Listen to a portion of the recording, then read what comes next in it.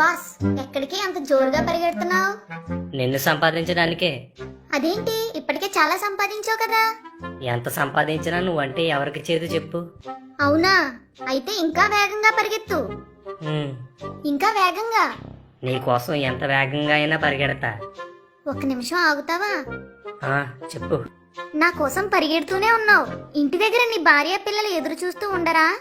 నేను డబ్బు సంపాదించే పనిలో ఉన్నాను, నా కోసం ఎదురు చూడొద్దని వాళ్ళకి చెప్పేశా. అయినా ఎంత సంపాదించినా వాళ్ళ కోసమే కదా. ఇంతకాలం నా కోసం పరిగెత్తి ఏం సాధించావు? ఒకప్పుడు అద్దెంట్లో ఉండేవాడిని, ఇప్పుడు సొంత ఇల్లు కొనుక్కున్నాను. ఒకప్పుడు డొక్కు సైకిల్ ఉండేది, ఇప్పుడు కారులో తిరుగుతున్నాను. అంతా నీదయ్యే. హహహహ. నే తిండి, వేసుకునే బట్టలు, తిరిగే మనుషులు అన్నీ మారిపోయాయి. హా, ఇంకా చెప్పు. నీకోసం ఎంత చెప్పినా తక్కువే. నీకోసం ఎన్ని పుస్తకాలు, ఎన్ని ప్రసంగాలు, ఎన్ని వీడియోలు ఉన్నాయో తెలుసా? అవుననుకో. అందుకే అన్నారు, ధనం మూలం ఇదం జగత్ అని. నువ్వు ఉన్నోడు గొప్పోడు, నువ్వు లేనోడు దరిద్రుడు.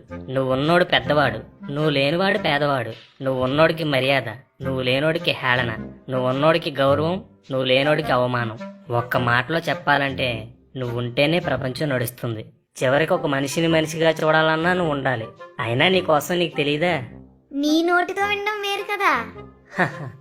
అవును, నువ్వు క్రైస్తవుడు అనుకుంటా. అవునవును, నీ రాక నాకు దేవుడిచ్చిన ఆశీర్వాదం. అందుకేనా ఆ ఆశీర్వాదంలో పడి మీ దేవుణ్ణి వదిలేసావు? అదేంటి, నేనేమి అలా చేయలేదు. ప్రతి వారం తప్పకుండా చర్చికి వెళ్తాను, డ్రెస్సింగ్ భాగం కూడా తప్పకుండా వేస్తాను. అవి క్రైస్తవులు అందరూ చేస్తారు. మరి ఇంకేంటి? నువ్వేమంటున్నావో నాకు అర్థం కాలేదు. నన్ను సంపాదించడానికి రోజులో 12 గంటలైనా కష్టపడతావు, కానీ ఆ సంపాదనకు కారణమైన దేవునికి ఒక్క గంట కూడా ఇవ్వవు.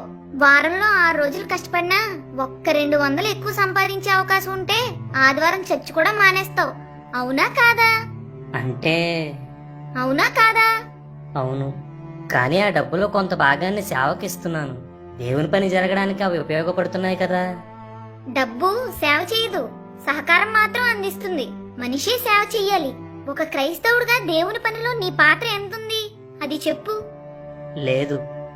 కనీసం నువ్వు సంపాదించిన దాంట్లో ఎవరికైనా సహాయం చేసావా? నేను రాకముందు సువార్త చేసేవాడివి, నేను వచ్చాక ఒక్కరికైనా సువార్త చేసావా? అది సంపాదించడం ప్రారంభించాక ఒక్కరోజైనా కుటుంబంతో కలిసి ప్రార్థన చేసుకున్నావా? కనీసం నీకు నువ్వైనా రోజులో కాసేపు వాక్యం చదవడం, ప్రార్థన చేసుకోవడం చేసావా? గమనించావా? నేనొచ్చాక ఆస్తిలోనే కాదు, ఆత్మీయతలో కూడా చాలా మార్పు వచ్చింది. సంపాదిస్తే కుటుంబం బాగుంటుందనుకున్నావు, కానీ కుటుంబ ఆత్మీయ పరిస్థితి ఎలా ఉందో గమనించుకోలేదు. నీ భార్య డబ్బును చూసుకుని గర్విష్ట అయిపోయింది.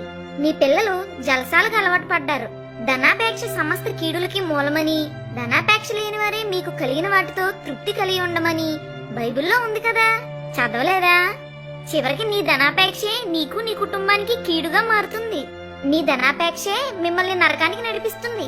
ఈ లోక సంపాదనలో సంతోషం ఉందనుకున్నావు, కానీ పరలోకంలో ధనం సంపాదించాలి అని ఎప్పుడూ అనుకోలేదు.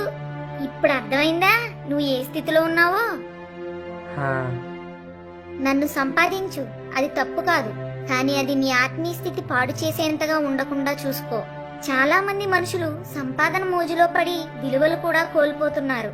నన్ను సులువుగా సంపాదించడానికి అక్రమ మార్గాలు ఎంచుకుంటున్నారు. చంపడానికి, చావడానికి కూడా వెనుకాడటం లేదు. విచిత్రం ఏంటంటే అలాంటి వారిలో అన్నీ తెలిసిన మీ క్రైస్తవులు కూడా ఉండటం. మీ వాళ్ళు పైకి గొప్పలు చెప్తారు, కానీ నా విషయానికి వచ్చేసరికి చాలా బలహీనులైపోతారు. నువ్వు పరిగెత్తి పరిగెత్తి ఎంత సంపాదించినా నువ్వు అనుకోని క్షణంలో నీ ప్రాణాన్ని వదిలేస్తావు. అప్పుడు నీ సంపద అంతా ఇక్కడే ఉండిపోతుంది. నువ్వు ఈ లోకానికి ఏమీ తీసుకురాకుండా వచ్చావు, అలాగే నువ్వు సంపాదించినది అంతా ఇక్కడే వదిలి వెళ్ళిపోతావు. నువ్వు ఒంటరిగా వెళ్లి దేవుని ఎదుట తీర్పులో నిలబడాల్సి వస్తుంది. అప్పుడు నువ్వు దేవునికి ఏం లెక్క అప్పచెప్తావు? ఏం సమాధానం చెప్తావు? జాగ్రత్తగా ఆలోచించుకో.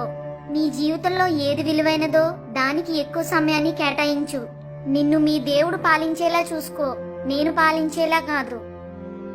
బతకడానికి డబ్బు సంపాదించాలి, కానీ చాలా మంది సంపాదనే జీవితంగా గడుపుతున్నారు. డబ్బు వ్యామోహంలో పడి కుటుంబాలను నిర్లక్ష్యం చేసేవారిగా, ఒకరితో ఒకరు సంబంధం లేనివారిగా, ఆత్మీయ జీవితాన్ని పట్టించుకోని వారిగా బతుకుతున్నాం. ఇప్పటికైనా అశాశ్వతమైన ధనం విషయంలో మన ఆలోచన మార్చుకుందాం. ఆమేన్.